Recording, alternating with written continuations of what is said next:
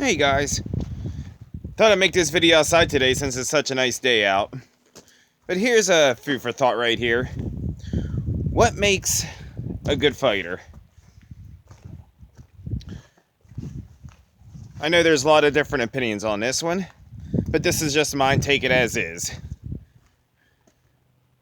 For many years I've been to tons of schools. I've been to semi to full contact schools, and I've also been to ones that where people did light contact sparring and emphasized more self-defense techniques.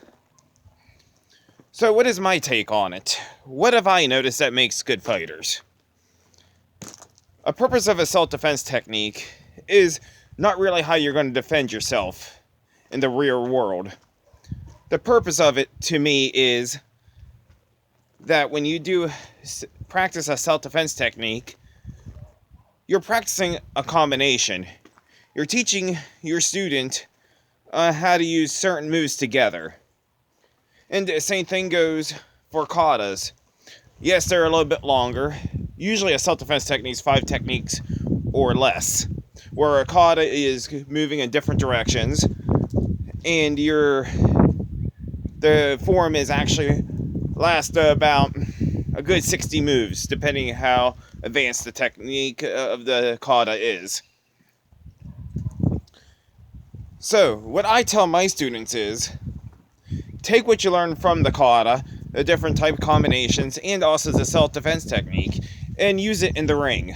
Get into sparring more, and use what you learned through those things. See what works for you, and see if it works the same way in the self-defense technique, and tweak it a little bit. Make it your own.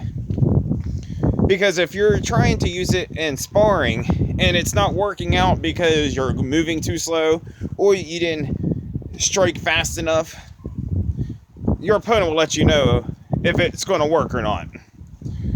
Same thing with learning individual kicks, punches, and anything else. Take those to the ring and see what works for you. The only way you're going to be a good fighter is by getting your butt kicked and moving a certain way in the ring. Because the more you get your butt kicked, you will learn how to move faster. You will learn how and when to execute any technique, any kick, any punch. And if you're not being taken down, you will never learn. You will only continue to use bad habits if you're not using good self-defense techniques in the ring. If you do light contact sparring where it's just a game of tag, you truly don't know what's going to work for you. You truly do not know on how to fight. And yes, some people will say, well, we're not here to train how to fight. True. But the way you get good at self-defense is by fighting. Is by getting into actual sparring competitions in your school. And actually learning how to fight. There's no way around it. If you want to be good at self-defense, you have to practice fighting. And I can't help that people are so